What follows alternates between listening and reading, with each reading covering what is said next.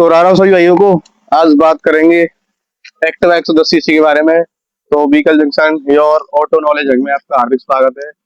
तो इसकी कीमत, माइलेज, फीचर्स, कमियां और खूबियां सारी चीज इस वीडियो के अंदर मैं एक्सप्लेन करूंगा। तो इस वीडियो को आखिर तक जरूर देखिए। अब एक्टिवा 110 सीसी की डिजाइन के बारे में बात करते हैं। डिजाइन बेसिकली सबसे पहले एलईडी फ्लैशिंग प्रोजेक्ट लाइट आती है, और दूसरी बात ये बेस वेरिएंट है। टॉप वेरिएंट आता है, उसके अंदर यूएसबी केबल का जगह भी आती है मोबाइल वगैरह चार्ज करने के लिए। एसएमएस अलर्ट वगैरह का कई जो टॉप वेरिएंट आते हैं उसके अंदर सिस्टम सेट करना पड़ता है, एजेंसी वाले सेट करते हैं उस चीज को। वो भी कई सारी टॉप वेरिएंट में आता है। तो बेस वेरिएंट है। बेसिकली बात बताऊं मैं आपको कि काफी कंफर्टेबल है, पीछे की लाइटिंग वगैरह भी काफी अच्छी है और गुड लुकिंग है, आपको दिख रही होगी। तो आप अगर अपने बच्चे के लिए, ऑफिस वगैरह, कॉलेज के लिए या कहीं बैंक वगैरह में जॉब करते हो, बेसिकली कहीं भी, तो ये आपके लिए डेली रनिंग के लिए बहुत अच्छी है। पर ज्यादा किलोमीटर चलने से, जो ज्यादा किलोमीटर चलती है उसकी वजह से थोड़ी गर्म हो जाती है, हीट पकड़ लेता है इसका इंजन।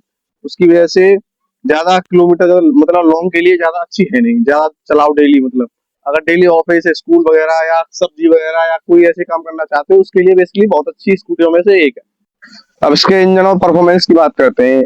मैंने बताई जैसे कि 110 सीसी के अंदर है, तो इसका इंजन जो है 109.51 सीसी का आता है। और इसकी जो बीएचपी पावर है, बीएचपी पावर मतलब स्पीड, स्पीड जो है 8 की है। और टर्क जो है 8.5 का है। टर्क बेसिकली पुलिंग पावर और पिकअप पावर जो है तो काफी अच्छा है। 8.5 काफी जो स्प्लेंडर वगैरह में होता है वो पावर है।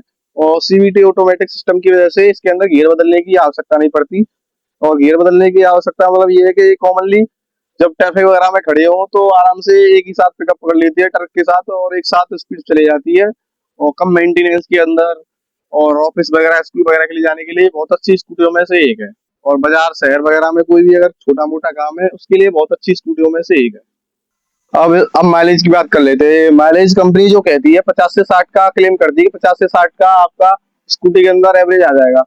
पर मैं आपको रियल बात बताऊं, मैं चला रहा हूँ, डेली उपयोग कर रहा हूँ, 45 से 50 के मिडल में आता है, 48 का, 47 का। और वो भी पिकअप पिकअप के हिसाब से, किस हिसाब से क्या कर रही है। और मैं मैनुअली एक चीज बताऊं, इंडियन ऑयल, एसआर, जियो, ये जो पेट्रोल टैंक है, इनसे, जो पेट्रोल टंकी है, इनसे बहुत बड़ा इफेक्ट पड़ता है। सबसे बड़ी बात बताऊं, जियो वाली मेरे को सबसे अच्छी लगी है, महंगी तो आती है।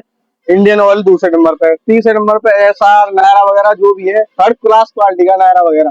और इतनी धूल घपूल करते हैं, इतनी मारते हैं पेट्रोल को, इसकी वजह से स्कूटी पिकअप खराब हो जाता है, इंजन की परफॉर्मेंस खराब, सब कुछ खराब हो जाता है इसके हिसाब से। तो इस हिसाब से माइलेज वगैरह के लिए जियो की पेट्रोल पंप वो बेस्ट है। मैं किसी का प्रमोशन कर रहा हूँ, पर ये बात है कि जियो की पेट्रोल पंप पर रियल जो चीज है, रियल बात फैक्ट बता रहा हूँ मैं आपको। अब बेसिकली इसकी प्राइस की बात कर लेते हैं। मैंने जो प्राइस अभी आपको बताया नहीं है, पर प्राइस इसके हिसाब मतलब एक ही होते हैं। एक्स शोरूम प्राइस जो है 75,000 की आती है। वो एक्स शोरूम प्राइस के अंदर बीमा नहीं आता है, न कोई वारंटी वगैरह या एसेसरी वगैरह कुछ नहीं आती है। पर ये ऑन रोड से लगा के एसेसरी, बीमा, आरटीओ वगैरह सब कुछ लगा के 95-94 हजार की पड़ जाती है। मैंने जो ली थी 95 हजार की ली थी, 2 महीने हो गए इसको। अलीगढ़ के इगलास से ली थी, उत्तर प्रदेश डिस्ट्रिक्ट के अंदर। तो ये मैंने यहीं से ली है, उत्तर प्रदेश डिस्ट्रिक्ट के अंदर से।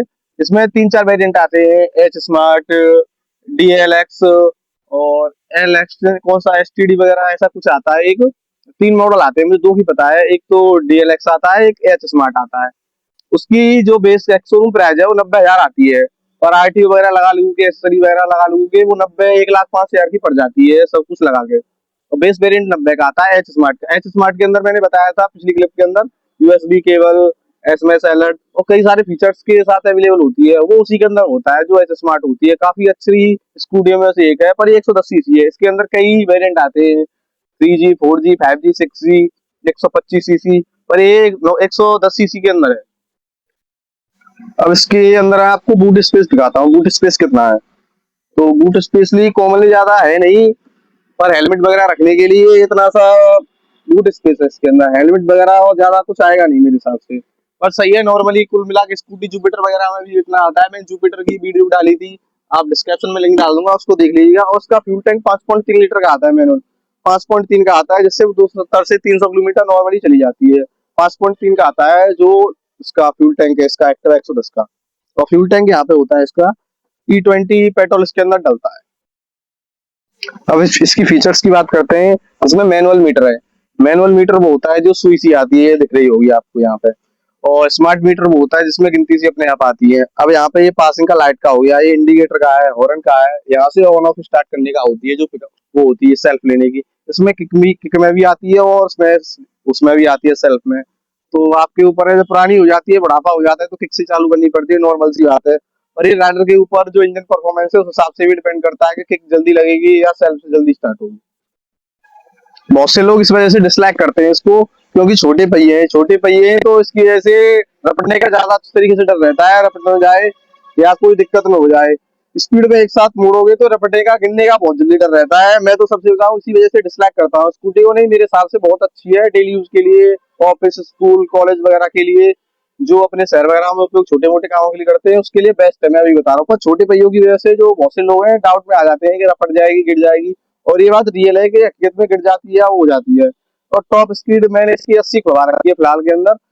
तो 80 की स्पीड टॉप स्पीड है, और छोटे पहियों की वजह से मुझे तो इस पर डर लगता है तेज चलाने से। अंदर मैंने सारी चीजें कवर की है। अगर कोई भी, अगर तुम्हें दिमाग में डाउट है, कोई पूछ रहा है, तो कमेंट सेक्शन खुला हुआ है, कमेंट में बताइए। तो अगली वीडियो मिलते हैं। अपने व्हीकल जंक्शन को सब्सक्राइब कर लीजिए। तो भाई ठीक है, आराम से भाई।